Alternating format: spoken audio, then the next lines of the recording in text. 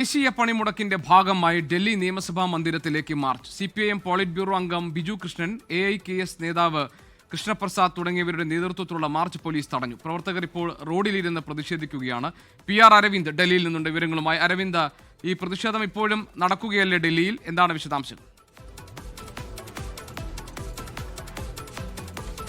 പ്രതിഷേധം തുടരുകയാണ്. ഡൽഹി രാജ്ഘട്ടിൽ നിന്നാണ് ഈ പ്രതിഷേധം ആരംഭിച്ചത്. ഡൽഹി നിയമസഭാ മന്ദിരത്തിലേക്ക് ആരംഭിച്ച മാർച്ച് പോലീസ് നിയമസഭാ മന്ദിരം എത്തുന്നതിന് മുമ്പ് തന്നെ ബാരിക്കേഡുകൾ നിരത്തി തടയുന്ന ഒരു കാഴ്ചയാണ് നമ്മൾ കാണുന്നത്. അവരെ മുന്നോട്ട് പോകാൻ അനുവദിക്കില്ല എന്ന് തന്നെയാണ് പോലീസ് ഇപ്പോൾ വ്യക്തമാക്കുകയും തുടർന്ന് ഇവിടെ എത്തിയ പ്രവർത്തകരും അതുപോലെ തന്നെ തൊഴിലാളി സംഘടനാ നേതാക്കളടക്കം റോഡിൽ കുത്തിയിരുന്നു കൊണ്ട് പ്രതിഷേധിക്കുകയാണ്. തങ്ങളെ എത്രത്തോളം അടിച്ചമർത്താൻ ശ്രമിച്ചാലും തങ്ങൾ തങ്ങളുടെ പ്രതിഷേധവുമായി മുന്നോട്ട് പോകും എന്ന് തന്നെയാണ് നേതാക്കൾ വ്യക്തമാക്കുന്നത്. നമ്മൾ ദൃശ്യങ്ങളിൽ കാണുന്ന പോലെ ഇവിടെ എത്തിയ പ്രവർത്തകരും അതുപോലെ തന്നെ തൊഴിലാളി സംഘടനാ നേതാക്കളടക്കം ഇവിടെ പ്രതിഷേധിക്കുകയാണ്. ഇപ്പോൾ കിസാൻ നേതാവായ കൃഷ്ണപ്രസാദ് ഇപ്പോൾ ചേരുകയാണ് നമ്മോട്. എങ്ങനെയാണ് ഇത് പ്രതിഷേധം മുന്നോട്ട്?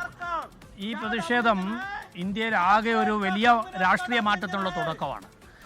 ഇന്ത്യയിലെ ഗവൺമെന്റിനെ പൂർണ്ണമായും നഗ്നമാക്കപ്പെടുകയാണ്. കാരണം കർഷകരുടെയും മാത്രമല്ല, തൊഴിലാളികൾക്കെതിരെ അവരിപ്പോൾ കൊണ്ടുവന്ന ലേബർ കോഡുകൾ അത് നടപ്പിലാവുന്നതോടുകൂടി 8 മണിക്കൂർ പണിയെടുക്കേണ്ടടുത്ത് നിങ്ങൾ 12 മണിക്കൂർ പണിയെടുക്കണം.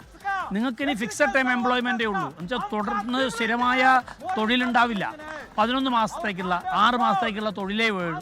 നിങ്ങൾക്ക് പെൻഷൻ ഇല്ല, നിങ്ങൾക്ക് മെഡിക്കൽ അലവൻസ് ഇല്ല, ഗ്രാറ്റുവിറ്റി ഇല്ല, വയസ്സായ നിങ്ങളെ നോക്കാൻ പോലും ആളുണ്ടാവില്ല. ഇത് BJPക്കാരും RSSകാരുമായ തൊഴിലാളികൾക്ക് പോലും അംഗീകരിക്കാൻ കഴിയുന്നതല്ല. സമരത്തിന് രാഹുൽ ഗാന്ധി ഇപ്പോൾ പിന്തുണ അറിയിച്ചിട്ടുണ്ട്. പക്ഷേ കർണാടകയിലടക്കം കോൺഗ്രസിന്റെ നിലപാടുകൾ ഇതിന് വിരുദ്ധമല്ലേ?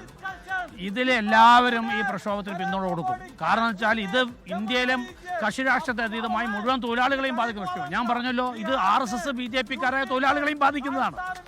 ഇപ്പോൾ നമ്മളിപ്പോൾ വിദേശത്ത് നിന്ന് 0 നിരക്കിൽ 1% പോലും നികുതിയില്ലാതെ സോയാബീൻ, മൈസ് അല്ലെങ്കിൽ ഈ പറഞ്ഞ പോലെ കോൺ ഇതെല്ലാം കൊണ്ടുവരികയാണ്.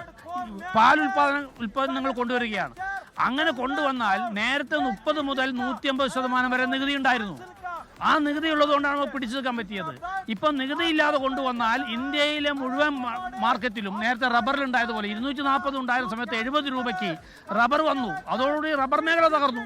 അതുപോലെ എല്ലാവരും തകരാൻ വേണ്ടി പോവുകയാണ്. എല്ലാവരും ശരി, അവിടെ ശക്തമായ പ്രതിഷേധം നടക്കുന്നു. PR അരവിന്ദ് ഞങ്ങളുടെ പ്രതിനിധിയാണ് വിവരങ്ങൾ നൽകുന്നത്. കൃഷ്ണപ്രസാദ് സംസാരിക്കുകയായിരുന്നു. കേന്ദ്ര സർക്കാരിന്റെ ഈ നയങ്ങൾ, ഈ കർഷക വിരുദ്ധ നയങ്ങൾക്കെതിരായിട്ടുള്ള പ്രക്ഷോഭം രാജ്യത്ത് തന്നെ ഒരു രാഷ്ട്രീയ മാറ്റത്തിന് തുടക്കം കുറിക്കും എന്നാണ് കൃഷ്ണപ്രസാദ് പ്രതികരിച്ചപ്പോൾ പറഞ്ഞത്.